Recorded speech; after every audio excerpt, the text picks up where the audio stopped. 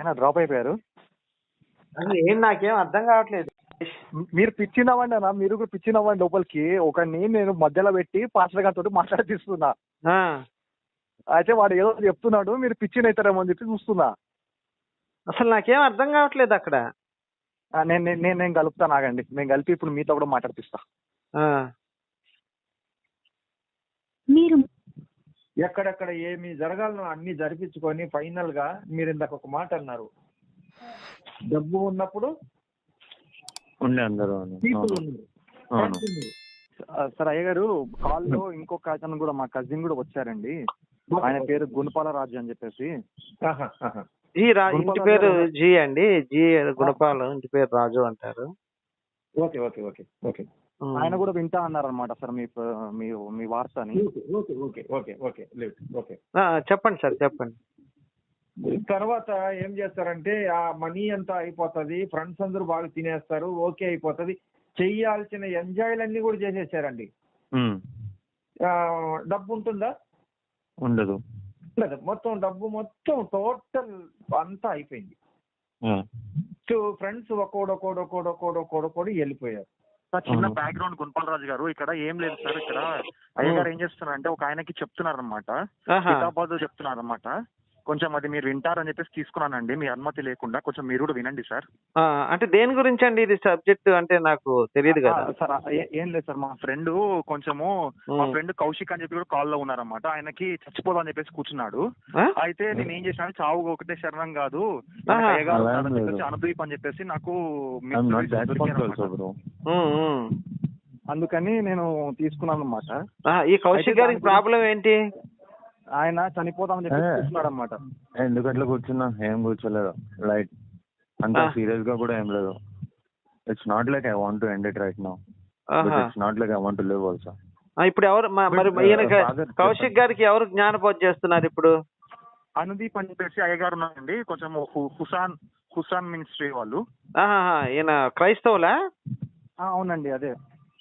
Okay okay, carry on sir. Pastor గారు నమస్కారం అండి. నమస్తే. నమస్తే అండి. చెప్పండి సార్, మీరు చెప్పండి సార్, వింటాను. తర్వాత ఏమైందంటే, కౌశిక్ వింటున్నావా? వింటున్నానండి, చెప్పండి. తర్వాత అబ్బాయి పాపం మొత్తం అంతా ఖర్చు పెట్టేసి టోటల్ ఇంప్రూవ్ అయిపోయిన తర్వాత ఒక్కొక్కడు ఫ్రెండ్స్ కూడా వెళ్ళిపోయారు. వెళ్ళిపోయిన తర్వాత ఏమైందంటే, అప్పుడు ఇతను ఎక్కడన్నా వర్క్ దొరుకుతుందేమో. ఎంత ఆస్తిపరుడు అంటే చాలా పెద్ద ఆస్తిపరుడు. ఓకే.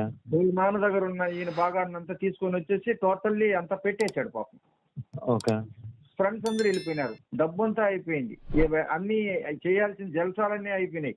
ఈ లోకంలో ఏమైతే ఉన్నాయో అన్ని కూడా క్లోజ్ అయిపోయింది. అవును. లాస్ట్ ఫైనల్ గా ఇతను ఎక్కడో వర్క్ కి వెళ్తే వర్క్ కూడా ఎవరు ఇవ్వరు. ఏంటి నీ మురికి గుడ్డలో నువ్వు ఇలా ఉన్నావు అలా ఉన్నావు, అసలు ఏంటి అది ఇదని. రెండోది ఏంటంటే వ్యసనం, ఏదో ఒక వ్యసనం. ఇవన్నీ చూసుకొని ఫైనల్ గా ఏమి అర్థం కాక వేరే దగ్గర పందులు మేపే దగ్గరికి వెళ్తాడన్నమాట. ఓకే. అక్కడికి వెళ్ళి నేను ఇక్కడ ఉంటాను అని అక్కడ చెప్తే వాటికేసి పొట్టు ఇతను తినడం స్టార్ట్ చేస్తాడు ఆకలికి. ఓకే. అయితే ఫైనల్ గా దీన్ని కట్ చేస్తే దేవుడు వాస్తవంగా అంటే నేను ఇక్కడ ఎందుకు పోల్చి చెప్తున్నానో లాస్ట్ లో అర్థమవుతుంది. సో ఇతను ఫైనల్ గా ఇతను ఏమనుకుంటారంటే, ఎందుకు మా మా మా ఇంట్లో అంటే మా తండ్రి గారి ఇంట్లో ఎంతో మంది పని వాళ్ళు ఉన్నారు, ఎంతో మందికి భోజనాలు మేమే పెడతాం, మేమే ఎంతో చేస్తాం, మేమేంటి ఇలా అయిపోయినాను నేను, ఇది కరెక్ట్ కాదు కదా, మా తండ్రి దగ్గరికి వెళ్తే బాగుంటదని చెప్పి ఒక రోజు అనుకొని మనసులో ఇతను బయలుదేరి తన ఇంటికి రావడానికి ప్రయత్నం చేస్తాడు. ఓకే.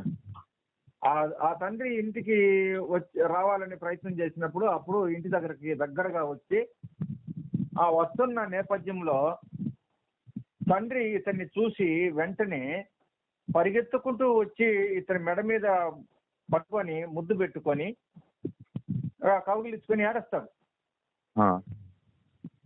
బట్ ఇంతటి ప్రేమ కలిగినటువంటి యేసు ప్రభు ఎవరు ఎంతటి పరిస్థితుల్లో ఉన్నా బైబిల్ మొత్తంలో ఏంటంటే యేసు ప్రభులు వారు ఎక్కడికి వెళ్ళినా కానీ పేదవాళ్ళని, దరిద్రులని, అదే విధంగా ఎక్కడైతే నిస్సహాయ స్థితిలో ఉన్నారో, ఎవరైతే బాధలో ఉన్నారో, ఎవరైతే ఈ విసిగిపోయి ఈ దేశం మీద, ఈ రాష్ట్రం మీద, కుటుంబం మీద, వ్యవస్థ మీద తనకున్న పరిస్థితి మీద, కష్టాలలో, కన్నీటిలో, ఇరుకుల్లో, ఇబ్బందుల్లో ఎవరైతే విసిగిపోయి ఉన్నారో వాళ్ళని ఎప్పటికీ విడిచిపెట్టినటువంటి గొప్ప దేవుడు యేసు ప్రభు. అందుకని ఈ అబ్బాయి అక్కడికి వచ్చి రాగానే తన తండ్రి నేరుగా వెళ్ళి, ఎంత గలీజ్గా ఉన్నాడో, ఎంత మా పందుల దగ్గర ఉన్నటువంటి వ్యక్తి, ఏదో మూసిన బట్టలు ఎప్పుడో మార్చిపోయినాయి, డబ్బు లేదు, తిండి లేదు, ఏమీ లేదు, ఆరోగ్యం బాగలేదు, ఆరోగ్యం అంతా బాగలేదు, రెండోది ఒక వ్యసన పరుడైపోయినాడు. ఇవన్నీ చూడకుండా ఒక తండ్రి మాత్రమే కదా వెంటనే పరిగెత్తుకుంటా పోయి ముద్దు పెట్టగలడు. అవును, ఇంకెవరు పెట్టలేరు కూడా. అవును. కాబట్టి ఈ రోజు అలాంటి తండ్రి యేసు ప్రభుల వారు.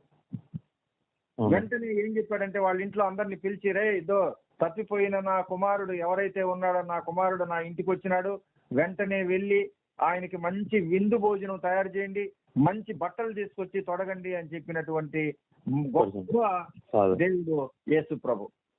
సో ఈ రోజు మీరు ఏదైతే అనుకున్నారో, మీరు ఏదైతే పోగొట్టుకున్నారో, మీరు ఏదైతే పొందాలనుకున్నారో, మీరు ఏదైతే ఇష్టపడ్డారో అవన్నీ కూడా మీకు మళ్ళీ తిరిగి మీకు దేవుడు ఇవ్వగలిగినటువంటి గొప్ప దేవుడు. ఎందుకంటే అవతల లైన్ లో తీసింది ఎవరు?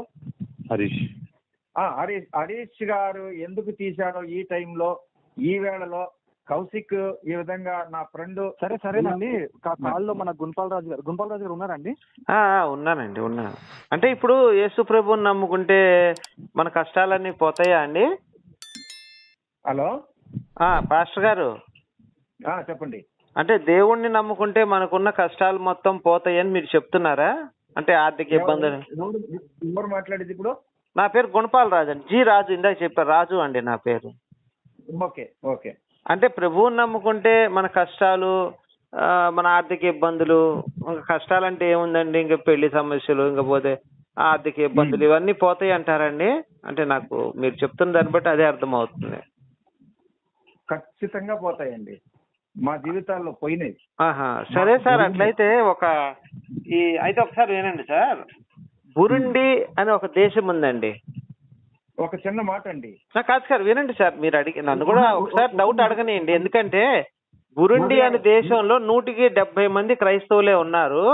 ఆ దేశం ప్రపంచంలో కల్లా అత్యధిక పేద దేశం ఏదంటే బురుండి దేశం. రాజుగారు చిన్న మాట, నన్ను మాట్లాడండి, ఒక చిన్న మాట. కౌశిక్ అనే అతను పరిస్థితి బాగలేక మనం మార్చడానికి వచ్చినాం, మనం తర్కించు. ఏదండి ఇప్పుడు ఆయన మీరు ఏం మారుస్తారు? ఒక పని చేయండి, మీరు ముందు మీరు ఆయనతో మాట్లాడండి. బ్రదర్, ఆయన పేరేం పేరు? ఇప్పుడు నాకు కాన్ఫరెన్స్ పెట్టింది ఎవరు? ఒక్క నిమిషం సార్, నా డౌట్లన్నీ కాదు. ఇప్పుడు మీతో ఆర్గ్యుమెంట్ చేయడానికి నా డౌట్లు కొన్ని ఉన్నాయి సార్. ప్రపంచంలో కల్లా పేద దేశమైన బురుండి దేశం ఉందండి. అక్కడ తలసరి ఆదాయం నెలకి 1000 రూపాయలు ఒక్కొక్కడికి. అంటే కాళ్ళకి చెప్పులు ఉండవు సార్, ఒంటి మీద చొక్కా ఉండదు. గోపన్న జంపు కలుపుతానండి. లంజా కొడుకులు, నా కొడుకులు. ఇది పెళ్ళాన్ని పడుకోబెట్టమని ఈ టైంలో పడుకోబెడతాడు. మీరు అడగాల్సింది ఈ పెళ్ళాన్ని సెక్స్ కావాలంటే పడుకోబెడతాడు.